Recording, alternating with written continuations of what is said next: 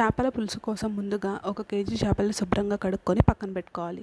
ఇందులో 1 tea spoon పసుపు add చేసుకోవాలి. రుచికి సరిపడినంత కల్లుప్పు తీసుకొని యాడ్ చేసుకోవాలి. ఇక్కడ కల్లుప్పు యాడ్ చేస్తున్నామంటే నార్మల్ సాల్ట్ అయినా తీసుకోవచ్చు. అండ్ చేపల పులుసు కాబట్టి కొంచెం స్పైసీ ఉంటే బాగుంటుంది కదా, అందుకని ఒక 2 స్పూన్స్ వరకు కారం కూడా యాడ్ చేస్తున్నాము.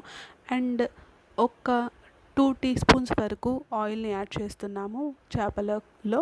అండ్ వీటన్నిటిని బాగా చేపలకు పట్టేలాగా మ్యారినేట్ చేసుకొని పక్కన పెట్టుకోవాలి. చూసారు కదండి, బాగా మిక్స్ చేసుకోవాలి. ప్రతి పీస్కి ఉప్పు, కారం, పసుపు పట్టేలాగా చూసుకోవాలి. బాగా కలుపుకొని పక్కన పెట్టుకోవాలి. చూసారు కదా ఇలాగా. అండ్ ఇప్పుడు చేపల పులుసు కాబట్టి వెడల్పాటి సట్టి తీసుకొని అది పొయ్యి మీద పెట్టుకొని వేడైన తర్వాత ఒక 2 గిన్నెల వరకు ఆయిల్ యాడ్ చేసుకున్నానండి. అండ్ అప్రాక్సిమేట్లీ ఒక 50 గ్రాముల వరకు ఉంటుంది. ఇందులో ఒక 1/2 కేజీ ఆనియన్స్ని సన్నగా కట్ చేసుకోవాలి. అండ్ ఒక 4 పచ్చిమిర్చి తీసుకొని యాడ్ చేసుకోవాలి. కట్ చేసుకొని దీన్ని బాగా ఫ్రై చేసుకోవాలి. ఇందులో ఆనియన్స్ తొందరగా మగ్గడానికి ఒక చిటికెడు ఉప్పు వేసుకొని మూత పెట్టి ఒక 5 మినిట్స్ పాటు మగ్గనివ్వాలి. చూసారు కదండి, ఆనియన్స్ బాగా మగ్గిపోయినాయి కదా. ఇప్పుడు ఇందులో అల్లం వెల్లిపాయ పేస్ట్ని ఒక 2 టీ స్పూన్స్ వరకు యాడ్ చేసుకోవాలి. అల్లం వెల్లిపాయ పేస్ట్ కూడా యాడ్ చేసుకున్న తర్వాత బాగా కలుపుకోవాలి మొత్తానికి పట్టేటట్టుగా.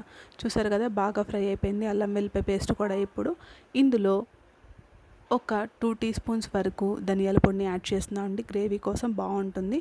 ధనియాల పొడి కూడా బాగా ఫ్రై అయిపోయిన తర్వాత ఇందులో ముందుగా మ్యారినేట్ చేసి పెట్టుకొని ఉన్న చేప ముక్కల్ని ఒక్కొక్కటిగా పరుచుకోవాలి.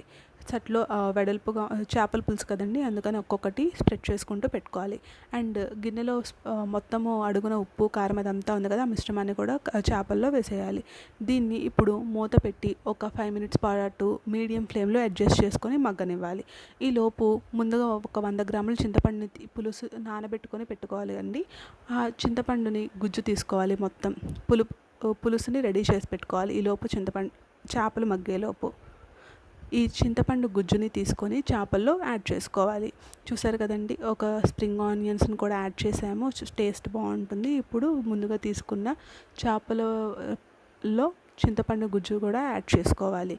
వీటిని గరిటె పెట్టి కదపకూడదండి, చేపలు చిదిరిపోతాయి. సో సట్టిని అలా తిప్పుతూ ఉండాలి. మొత్తం ముక్కల్లో పులుసు అంతా అడ్జస్ట్ అయ్యేటట్టు చూసారు కదా, వీడియోలో చూపిస్తున్నట్టుగా అలా తిప్పి దీని మీద మూత పెట్టి మీడియం ఫ్లేమ్లో ఒక 1/2 గంట పాటు అలా ఉడకనివ్వండి.